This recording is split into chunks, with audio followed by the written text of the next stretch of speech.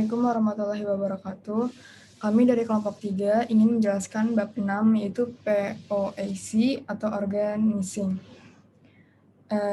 Yang pertama ada entitas yang terlibat, itu ada pertama manajemen atau direksi, fungsinya mengelola perusahaan secara keseluruhan dan bertanggung jawab kepada pemilik saham. Yang kedua ada manajer, fungsinya bertanggung jawab mengelola pekerjaan sesuai struktur organisasi yang dibuat manajemen.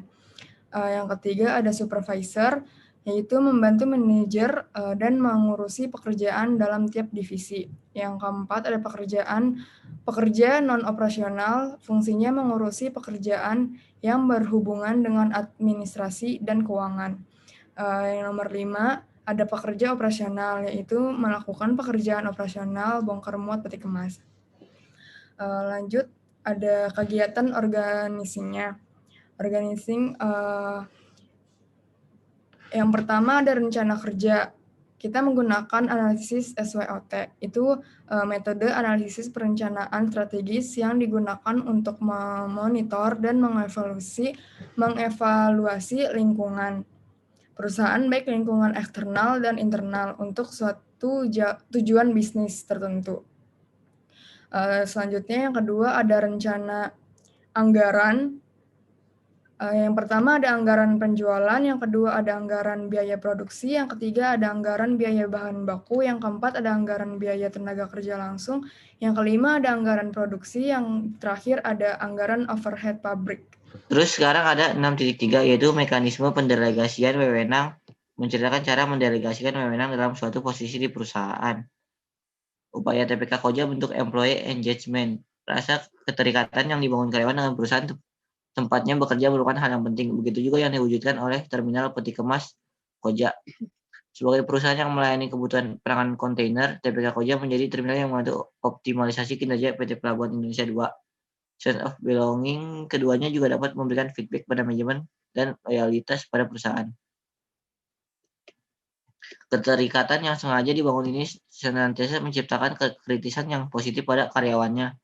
Menurut DGM, SDM, dan Administrasi Terminal Peti Kemas Koja, Nurjadin Surur, sifat kritis yang disampaikan dalam memberikan saran untuk perbaikan terhadap perusahaan dan ingin tempat kerja ini lebih bagus lagi.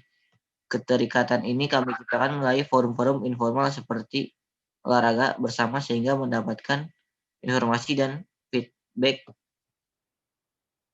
untuk kemajuan bisnis perusahaan.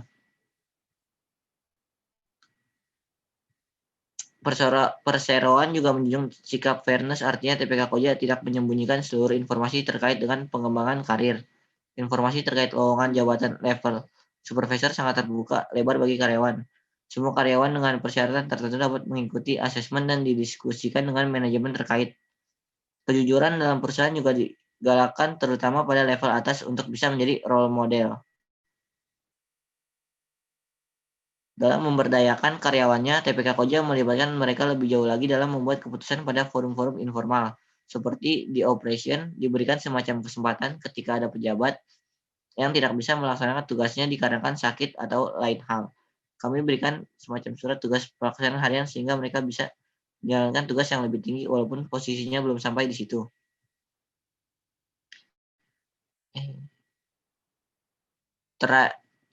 Training pada karyawan diberikan melalui direktori pelatihan tersendiri. Setiap jabatan memiliki standar masing-masing.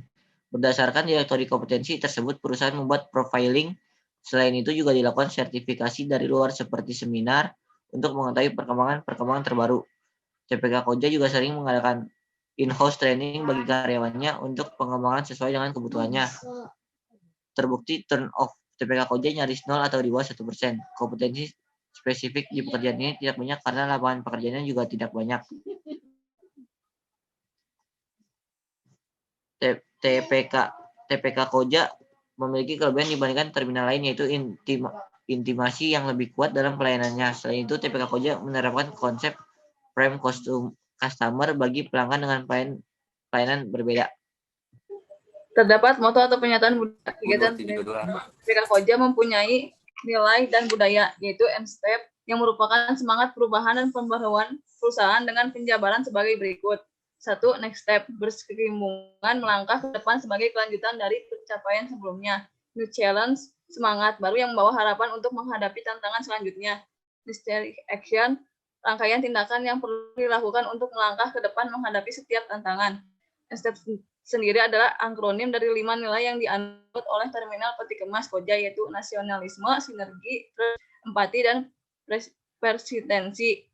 5 nilai perusahaan ini memiliki arti sebagai berikut: nasionalisme, bangga dan bersatu; sinergi, 2, sinergi, kerja tim yang merwujud impian; 3, trust, aksi nyata bukan kata-kata; 4, empati, kami peduli, kami kerjakan; 5, persistensi, tekad untuk menjadi hebat. Nilai-nilai perusahaan di atas sesuai dengan kebijakan mutu KSO TPK Koja, yaitu Terminal Peti Kemas Koja senantiasa mengutamakan kepuasan pelanggan dengan menghasilkan dan menjaga agar jasa bongkar muat yang penumpukan peti kemas selalu tepat mutu, tepat waktu, dan tepat jadwal dengan memenuhi persyaratan statutori dan regulatori yang berlaku. 7.2 Kepemimpinan dan koordinasi. Menceritakan pola kepemimpinan di perusahaan, cara koordinasi antar entitas di perusahaan. Dewan Pengawas melakukan pengawasan terhadap kebijakan perusahaan.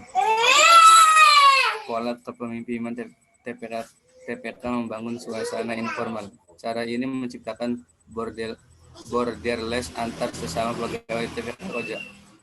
Menurut Nurjadin, cara ini memberikan kesempatan terbuka bagi karyawan kepada perusahaan. Manajemen. Fungsi pokok manajemen adalah penanggung jawab penuh atas kepengurusan perusahaan untuk kepentingan dan tujuan perusahaan, termasuk penerapan prinsip-prinsip tata kelola perusahaan serta penanganan risiko usaha. Mewakili perusahaan baik di dalam maupun di luar pengadilan. Cara koordinasi antar entitas di perusahaan. Membantu dalam proses pengembalian keputusan sebuah sistem tentu harus berdasarkan informasi yang relevan dan dari sumber yang valid. Membantu dalam menemukan suatu masalah seperti yang telah diketahui. Sistem ini akan memberikan informasi yang relevan dalam setiap aspek kegiatan. Membantu dalam hal membandingkan kinerja TPK Koja di dalam sistem ini, juga menyimpan histori data dan menyimpan data dalam sebuah basis. Membantu dalam hal koordinasi antar perusahaan. Terkadang di beberapa perusahaan bisnis memiliki tugas masing-masing.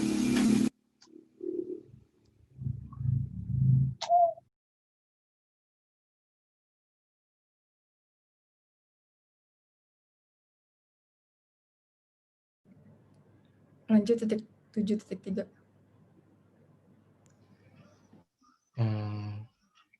Moral booster. Menceritakan cara pimpinan menyemangati karyawan.